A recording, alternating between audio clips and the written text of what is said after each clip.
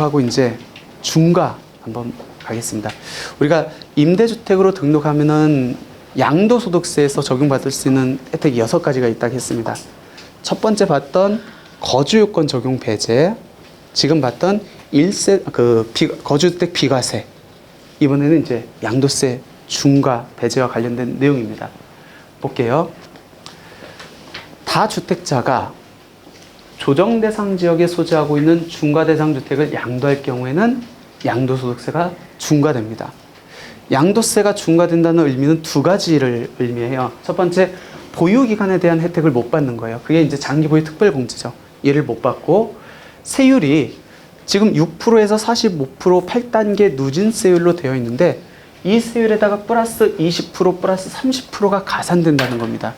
2주택 중과 대상자는 20%, 3주택 이상 중과 대상자는 30%가 이렇게 가산됩니다.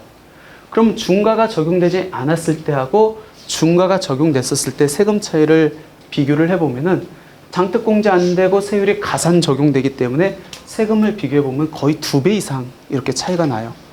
그러니까 중과가 되느냐 안 되느냐 여부에 따라서 세부담이 굉장히 달라질 수 있다는 거죠. 근데 임대주택으로 등록해가지고 일정 요건을 충족해서 그 임대주택을 팔 때는 내가 주택 조정대상 지역에 있고 중과대상 주택 수가 여러 채 있다 할지라도 중과에서 배제를 하겠다는 겁니다. 상당히 혜택이 많죠. 중과 대상이면은 2배 이상의 세금을 내야 되는데 그게 반이 줄 수 있다는 거니까. 그런데 이 요건, 중과 배제를 적용받을 수 있는 요건은 어떻게 됩니까? 제일 중요한 게 가액 요건이에요. 임대 개시일 당시 기준시가 6억 원 이하여야 된다. 그리고 언제 등록했는지에 따라 단기, 장기, 의무임대 기간이 달라요. 얘는 아까 종합부동산세에서 봤던 그 내용이 그대로 적용됩니다. 그래서 2018년 3월 31일 이전에는 단기든 장기든 상관없이 5년 이상 임대를 하면 되는 거고, 2018년 4월 1일부터 2020년 8월 17일까지는 장기로 등록해서 10년, 2020년 8월 18일에 민특법 개정됐죠? 이땐 장기 10년이니까 이렇게 된다는 거예요. 5% 증액제한 준수하고, 언제부터? 2019년 2월 10일 이후부터. 국세 혜택이니까 양쪽 다 등록하고, 내용 자체가 종부세 그 요건하고 거의 똑같다라고 보시면 돼요. 특히 기억해야 될 거는 2018년 4월 1일 이후에는 장기 임대주택으로 등록해야 된다. 단기는 안 된다. 그리고 2018년 9.13 부동산 대책에 의해서 2018년 9월 14일 이후에 취득한 조정대상 지역에 소재한 주택은 장기 임대주택으로 등록해도 세제 혜택을 부여하지 않겠다라는 것은 기억해 두셔야 될 것 같습니다. 그래서 만약 지금 장기 임대주택으로 등록하면 이 양도세 중과 배제 혜택 받을 수 있습니까? 2018년 9월 14일 이후에 취득한 조정대상 지역 소재 주택은 안 돼요. 아까 9.13 부동산 대책으로 막아놨으니까. 하지만 건설임대주택이라든지 2018년 9월 13일 이전에 취득한 주택이라든지 2018년 9월 14일 이후에 비조정대상 지역에 소재한 주택은 아직까지도 받을 수 있다라고 이렇게 보시면 될 것 같고, 얘도 증액 제한이 2019년 2월 10일 이후에 들어왔잖아요. 그때 이후에 체결된 임대차 계획을 기준으로 해서 그 이후 분부터 5%를 준수하면 된다라고 이렇게 보시면 될 것 같아요. 한번 볼게요. 사례를. 많이들 거주주택 비과세하고 양도세 중과 배제를 많이 헷갈려 해요. 그래서 한번 비교해보자는 측면에서 이제 봤습니다. 얘가 거주주택이에요. 임대주택인데 2018년 10월에 단기 임대주택으로 등록을 했습니다. 내용이 조금 어려울 수 있는데 충분히 소화할 수 있을 것 같아요. 얘가 4년 있다가 자동 말소됐어. 여기까지 이해됐어요? 먼저 이 상태에서 A주택을 양도합니다. 거주주택 비과세 됩니까? 안 됩니까? 되죠? 자동 말소로부터 5년 내 2년 거주한 주택을 양도했으니까. 근데 이 거주주택 비과세를 먼저 양도하지 않고 이 임대주택을 양도했다고 가정을 해볼게요. 그러면은 A주택이 있는 상태에서 임대주택을 양도한 거겠네요? 맞죠? 비과세는 당연히 안 되겠죠? 과세죠? 중과입니까? 중과가 아닙니까? 중과 배제? 그렇게 생각하시는 분들이 많다고요. 왜 중과 배제죠? 임대주택이니까? 근데 우리가 지금 봤잖아. 중과 배제를 받으려면은 어떻게 된다고요? 2018년 4월 1일부터는 어떤 걸로? 장기로 등록해야 되잖아요. 근데 얘는 2018년 4월 1일 이후인데 단기로 등록했네요. 그러니까 얘는 임대주택임에도 불구하고 얘는 중과가 적용이 안 된다는 겁니다. 이해되세요? 중과 배제 적용? 예? 세금 혜택이 전혀 없다는 중과된다. 중과된다는 거죠. 맞습니다. 예. 그러니까 거주주택 비과세하고 중과 배제는 별도로 보셔야 돼요. 얘 요건이 따로 있었잖아요. 아까 거주주택 비과세는 2020년 7월 10일 이전까지도 단기든 장기든 상관없이 5년이었잖아요. 거주주택 비과세만 유일하게 그렇게 완화 정책을 폈고, 양도세 중과 배제는 2018년 4월 1일부터는 무조건 장기로 등록해야 됩니다. 근데 얘는 단기로 등록했잖아. 얘를 먼저 파니까 얘는 임대주택임에도 불구하고 중과가 적용되는 임대주택이에요. 그러니까 그 차이점을 좀 구분하셔야 된다라고 보시면 될 것 같습니다. 이때 지금부터 이제 자진 말소 한번 볼까요? 얘가 임대주택입니다. 얘가 비주택을 양도를 해가지고 중과 배제를 받았어요. 얘는 임대주택이 아닌데 왜 중과 배제를 받을 수 있죠? 주택이 두 채였어요. 하나를 임대주택으로 등록했어. 근데 일반 주택을 양도했어. 근데 얘를 먼저 양도했었을 때 얘는 중과가 배제된대. 왜 그렇죠? 임대주택 외 1주택이니까. 그러니까 중과가 배제되는 주택을 법에서 열거하고 있는데 거기에 어떤 사유가 들어가 있냐면 중과 배제되는 주택 외 하나의 주택이 있었을 때 이 주택 양도할 때도 중과를 배제를 해준대요. 그럼 얘는 임대주택은 아니지만 얘가 중과가 배제되는 임대주택이라면은 중과 배제주택 외 1주택이니까 얘도 중과가 배제된다는 얘기입니다. 맞죠? 그럼 얘를 중과 배제 받았어. 그럼 얘는 몇 년 동안 가야 되죠? 언제 등록했는지에 따라서 5년이나 8년을 가야 됩니다. 근데 얘를 자진 말소를 했어. 그럼 의무임대 기간 5년, 8년은 못 채웠다는 얘기네요. 그럼 추징해야겠죠. 이게 추징됩니까? 안 됩니까? 그 문제예요. 종합부동산세에서는 추징 안 한다고 했잖아요. 근데 거주주택 비과세에서는 어떻게 된다겠어요? 2분의 1, 2분의 1 이상 적용하면 얘도 똑같이 민간임대주택법상 의무임대기간 2분의 1을 임대한 후 자진 말소한 경우에는 추징하지만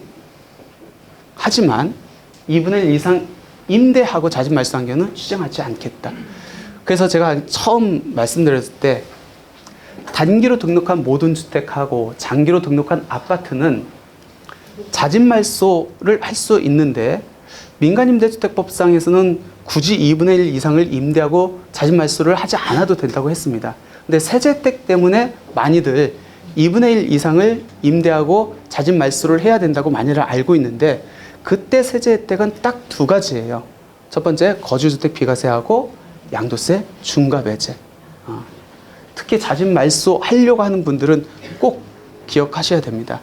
근데 거의 대부분 근데 상담 오시면은 저는 자진 말소는 하지 말라고 말씀드려요.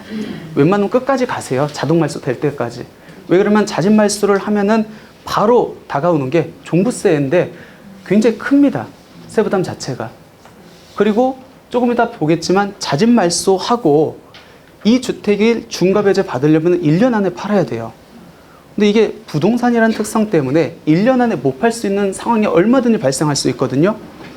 그러면 중과 배제도 못 받잖아요. 근데 자동 말소하고 팔면은 언제 팔아도 중과가 배제가 되거든요. 그 부분 한번 볼게요. 이번에는 중과 배제를 아직 적용받지 않은 상태에서 자진 말소를 합니다.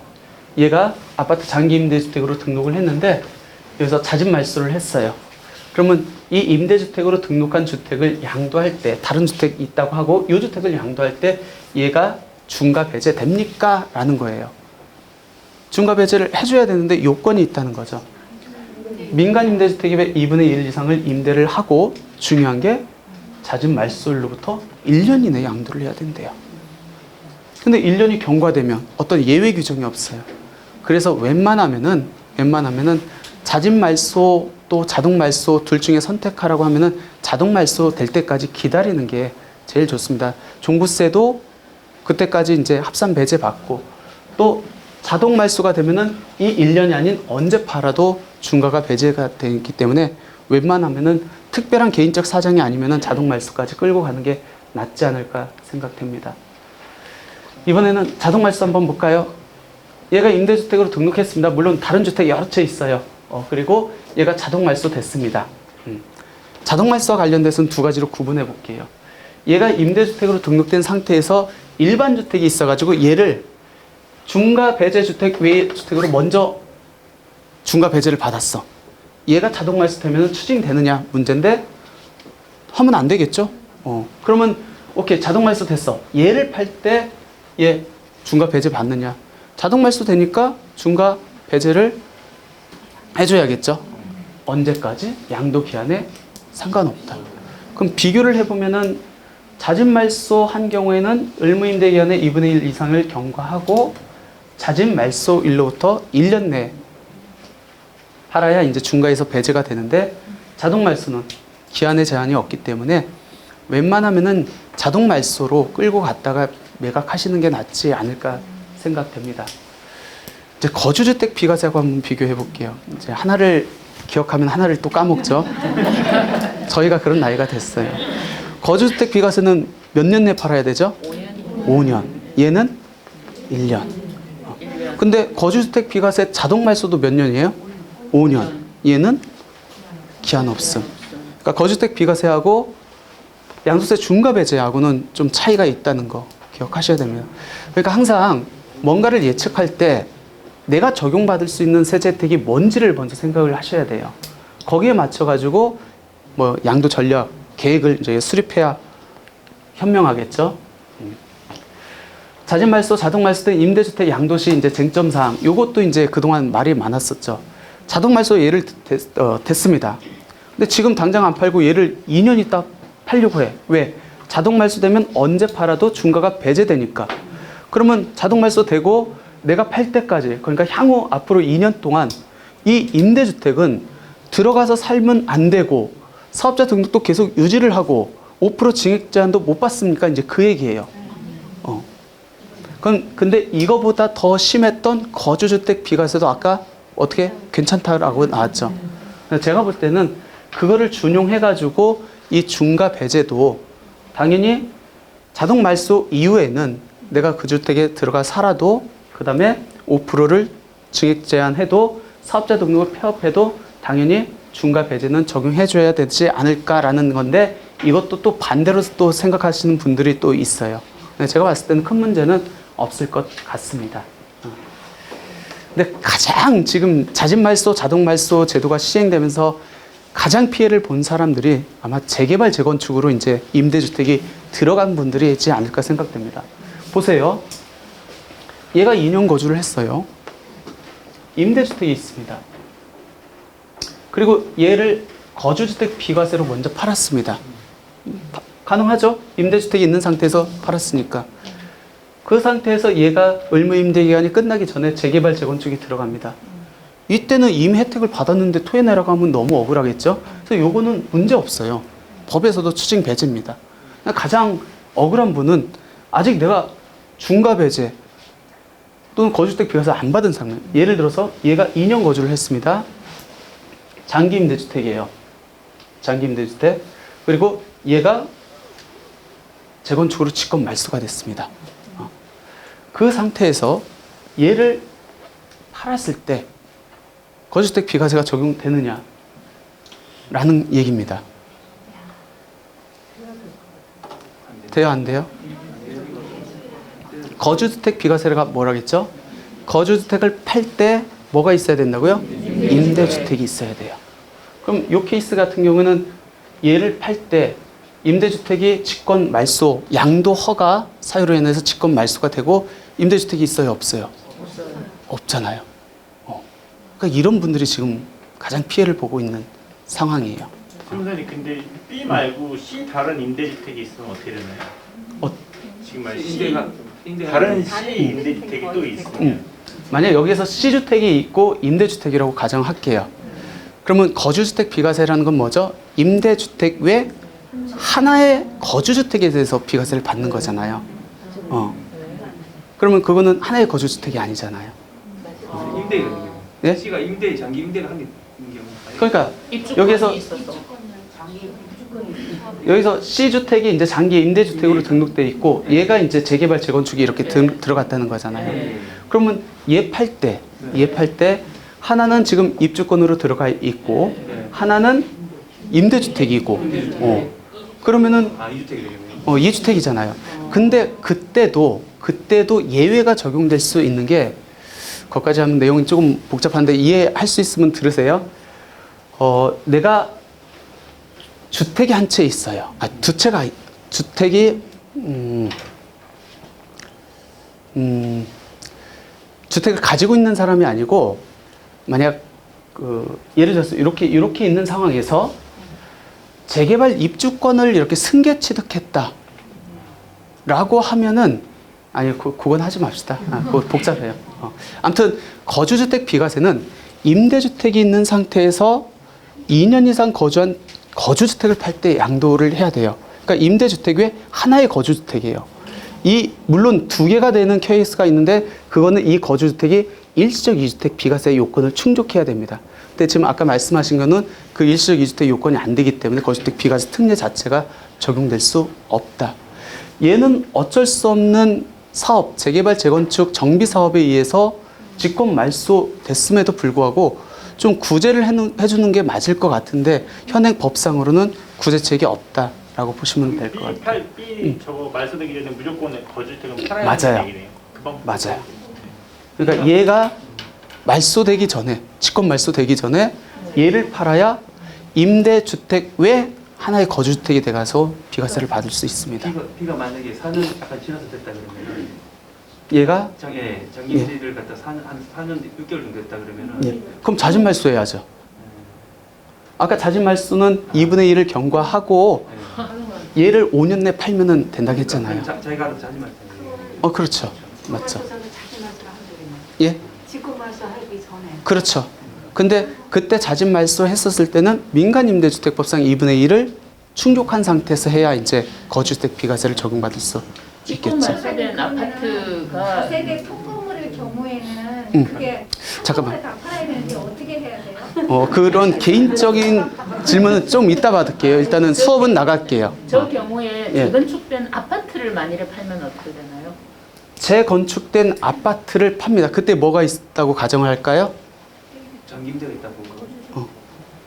그때 뭐가 그러니까 거주주택이 있는 상태에서 예. 재건축이 완공된 아파트를 판다? 하면 그러면 얘는 임대주택이 아니에요, 더 이상. 그렇죠, 중과가 될 수 있죠. 만약에 8년 자동 말소가 된 상황이면 그거는 가능하리라고 봐요. 왜냐면 요건 충족을 이미 충족을 했고 재개발 재건축이 됐다고 하면은 종전주택의 연장으로 보거든요. 그러니까 종전주택 자체가 자동 말소로 해가지고 이미 요건 충족을 됐어요. 그러면 새로 재개발 재건축 신축 주택은 이 요건을 그대로 승계한다고 보니까 그때는 이제 중과 배제가 적용 가능할 수 있겠죠.